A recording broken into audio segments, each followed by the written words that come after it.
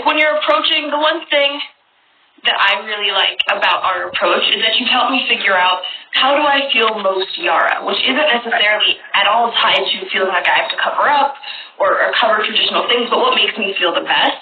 And that's been the best way that I felt like we've approached makeup.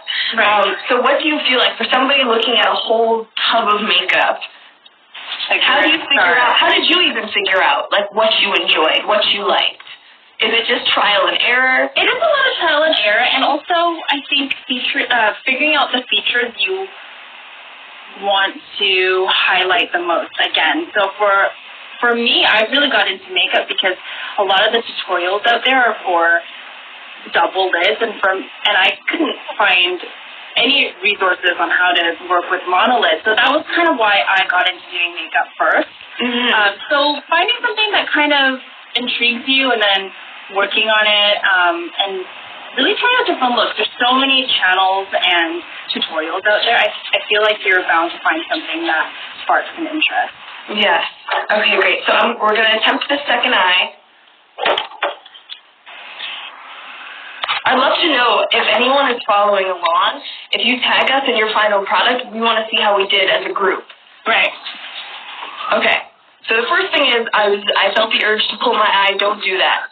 Right. So, I mean, if you could, I find for the most part, if you pull your eye and you let go, it's not at all a straight line.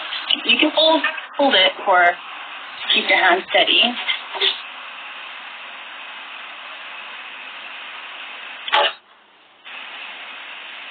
So I've started with my line.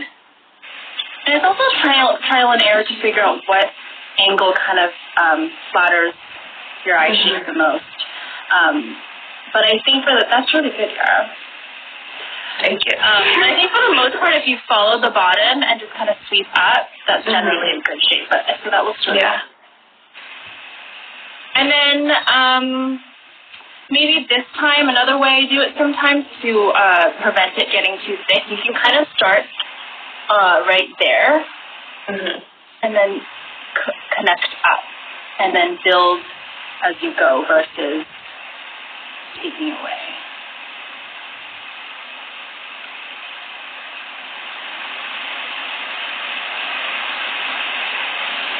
Did you find that a little bit easier rather than going? I found that a bit easier. Yeah. Okay.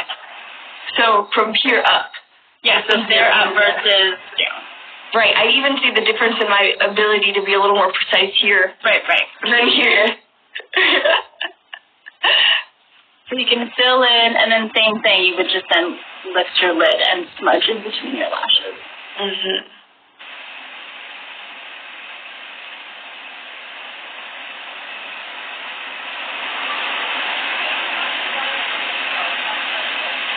Okay. Wow, I am thoroughly impressed with myself. This one I was really able to get closer in, and then it's I am addicted to poking myself in the eye, apparently. And that brush works really well because it's so fine. So that's another thing. If you're going to use a potted eyeliner, you want to find a brush that is very flat and thin and not usually the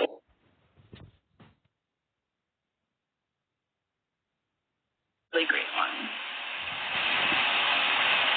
Wow, I see the difference. And I think starting here and then moving up definitely helped me with the precision and then getting right in there. I'm trying to think. Yeah, I think for the most part I do that as well. I don't know why.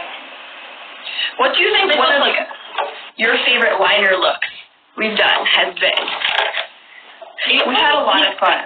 We've had a lot of fun, but one of my favorites is the one where you went to that dinner where we did the burgundy and we left the inside yes, empty. I remember. We did basically a hollow line. And so what was cool is, like, theoretically I could do that if I were to have done this shape and then gone in the middle and instead of filling in, left it hollow.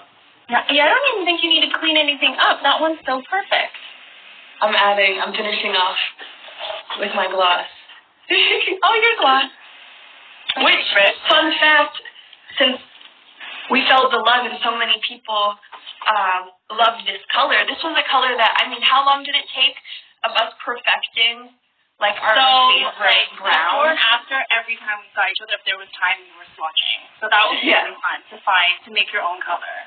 Yeah, and I think, our team kind of represents the entire world, but our point was, like, how do we create a brown that just works really beautifully on every skin tone? Right.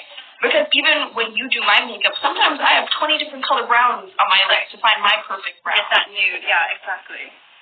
I love this. I'm feeling so proud. I'm so grateful. And then if you really want to finish it off, you can curl your lashes, and when you wiggle mascara in between, like, to the base, you kind of get that nice finish as well. I have one. So what if we just finish it off with this one is the smoky eye mascara that we like to use. Yeah. And I like go right in and, like, do a good wiggle. Right. Beautiful. Finishing off here. Finishing off here with a little bit of a wiggle. And what I like about when you wiggle is that it helps apply product so I don't get any sort of clumping. And it really helps me differentiate between my eyelashes. Did you curl your lashes? I did before. And so, this is my face. I'm looking through any more questions? The rest of these questions. Somebody asked me if we are doing full makeup. We should just do a full makeup session. That may have to be on Zoom so that we can all do a tutorial together. Yeah. Well, we can create one of our favorite looks. How to choose foundation or concealer color. And the reason that I brought this one up is because I actually have a foundation on right now. I have the Skin Longwear foundation. And the color that I found works best for me right now is the neutral golden. Which is this one, but I mean, every time we're together, I feel like we have to color match. Right, we're always you trying can to figure out color quite quickly. And so I feel like the perfect way to start, and I'm not the expert here, is undertones. I feel like that's the base, like how to figure out you're in the right zone. Right. Finding out your undertones. And foundation, I sometimes skip foundation. Like, if we're having a good skin day, we'll just go in with concealer and spot conceal so your skin looks radiant and it's not, all covered. So for the most part, I would say day to day, you don't necessarily need a foundation, but it is, but in that case, then you want to make sure you pick the right, the right shade, and undertone is really important. Yeah, so for this one, I think, like, exactly to your point, what I was able to do is literally spot where I wanted, and then with the brush, I blended it out, and I liked that it was a nice color match so that I didn't have to go in and put foundation absolutely everywhere because it blends in with my skin. So you definitely have more color right now. I know, I've been out enjoying the sun, of course, with some sunscreen on. Okay. So at the end of the day, if you walk away with anything, what I currently have on my face is a little bit of foundation, which I'm obsessed with, but then the eyeliner, I use my handy-dandy brush. I use my handy-dandy potted liner. That brush is actually one of my favorites to do eyeliner with because so this one is an eyeliner. The eyeliner, and then they also have, like, I think the fine eyeliner. That one's really great too. It's very a little bit more pointed. That one works really well. And then I have a little bit of the smoky eye. And our favorite gloss. Yes, and our favorite gloss, Crush Oil Infused. Once you master your eyeliner, you can do that we did that in a few minutes. Yeah. Okay, so then we have to make a plan for another one where we can recreate some of our favorite looks. We should. One of our, we'll go through our photo album, find one of Won't we have people vote on which one we should recreate? Okay, so we have to come back to everybody. Okay. Creating one of our favorite looks per your suggestion. But thank you so much, Emily. I'm really going to go show off for the next couple hours. Do you see this precision? You can go do it for your mom now. You're a pro. All right, and thank you everybody who tuned in. If you did your eyeliner, please tag us. I want to see how it turned out.